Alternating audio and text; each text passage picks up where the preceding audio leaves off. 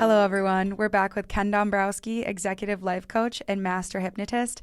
And today we're back with another Get Off the Couch. This will be part 4. And in part 3, we talked about the checklist and the idea of just having a set of things to get done for the day. And we kind of want to build on that today and talk about getting the big thing done first. Why is that important? Well, getting the big thing done first, it just kind of helps you feel this bigger sense of accomplishment. And also you're going to do it first, which is going to when you have your most energy. So you're going to have your most energy, your most attention, your most focus, and then everything after that becomes easy. So if you can get yourself into a pattern, a habit, or a ritual, if you will, of daily, whether it's at home or at work, whatever it is, doing the big thing, or other than maybe not just the big thing, how about the more complicated thing, or the thing that you really don't want to do? You have 10 things to do today. Start with either the biggest one or start with the one that you really don't like, the one you like the absolute least or even downright hate or dread doing. The one you'll probably find the most excuses not to do. Exactly. If you can do that one first, then the rest of the day becomes easy. And then you can get the ritual of doing that. You can knock the big one out or the challenging one out first, and then the rest of the day just kind of flows for you. So there's a great importance there of doing the big thing or the difficult thing first. And I remember when we were talking about the videos after last time, and specifically this, one of the things that we discussed being your big thing to do first is work out in the morning. The importance of what working out in the morning can do for your entire day, not just your physical, your mental, your emotional health. It's just like transformative. Mm-hmm. Well, like me personally, I've been a gym goer for many, many years. I'm kind of what you call a power lifter. I lift really, really heavy shit. So and it's just my passion. It's what I love doing. But I have no energy in the afternoon or evening. Forget it. If I go to the gym after like literally noon, 12 noon, I don't have the energy to do anything. Or I'm going to do very, very little. Mm-hmm. That would be a lackluster kind of a workout. So that's why I make sure I hit the gym, anywhere between 7 and 9 o'clock in the morning, because I'm fresh, I'm awake, I'm ready, I'm going at them. I just had 2 buckets of coffee, and I'm going to put it to good work and put it to use. And so that way I get my day started doing the most challenging and difficult thing, and the rest of it is just easy. It's just kind of doing my job throughout the day in my office. So it really is. It's a great sense of accomplishment.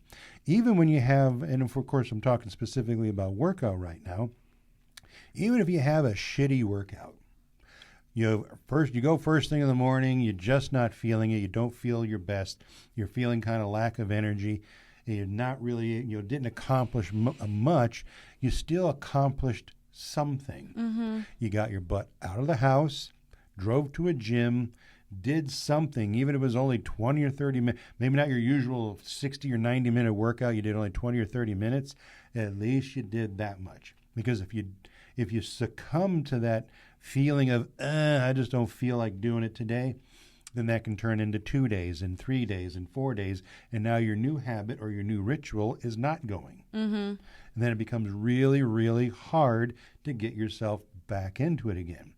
So we do feel there's a lot of inherent rewards that come from doing the difficult thing, whether it's workout or whether it's business related or at home related, whatever it might be, doing that first, earliest in the day that you can. Well, and more on the point of the later in the day you get, you really don't want to. So that's the thing, or you just physically don't have that energy left. So it's so much easier to talk yourself out of it, especially if you want to continue using the example of working out, you're energizing your body, your mind, your spirit first thing in the morning. So it's actually going to help you think clearer throughout the day.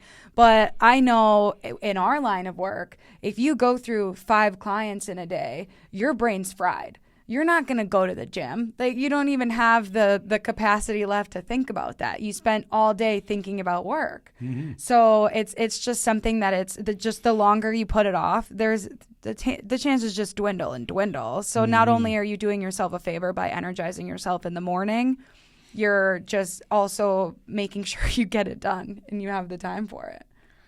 Well, another good thing to do to help get off the couch, another big thing that's energizing is just take a damn shower. Yeah. Yeah. If you just sit there and not take a shower, not get yourself going, you feel like shit all day long, and you just never got going. Get up, get in the shower. And what I like to do, and I like to suggest this, and everybody's going to have their own, their own tolerance levels. If you want to start out with a regular, like a nice hot shower, great. That's what I do. Hot shower gets that blood moving in a certain way. But then as I'm going through my process of showering, I'm turning the water from hot to warm, then from warm to cool. And then at that last minute or so, I'm putting it pretty cold, almost as cold as it can be. And so now you have this incredible stimulation of your mind, body, circulation, blood flow, all of that. Everything, every cell of your body has just now been stimulated just because of temperature. And that gets you moving and wakes your head up, gets your body moving, and makes you go. Now, sometimes I've noticed this, that if I forget to do the cold part of the shower at the end, I just do a hot and warm shower. When I leave the shower, I'm going through my morning going, gosh, why do I feel kind of sluggish this morning? Why am I not, a little more up and at 'em? Maybe I need another cup of coffee. Mm-hmm. Then I think, I didn't turn it to cold. So cold is actually a big part of my motivation for the day. Mm-hmm. Yeah, because it's the part of doing the big thing, especially before work, is you just doing any activity that kind of gets you out of just being tired. Like you said, take shower, go to the gym, make your lunch in the morning before you leave instead of the night before. Anything that kind of takes you out of just rolling out of bed and heading to work, because there's zero stimulation prior to that, and that's not setting you up for a proper day whatsoever. Mm-hmm. Even if the big thing is meditating or at-home yoga or, making coffee, getting kids ready for school. There's so many different things that can be your big thing. It doesn't necessarily mean you're doing some wild shit. It just means that you're doing whatever is considered most important and gets your day running, mm-hmm. right? Yep. Yeah. All perfectly great. Well said. Very well said. All right. Thank you so much for that information, Ken. You're very welcome. If you would like help figuring out what your big thing is you need to do, give us a call today. Thanks for watching.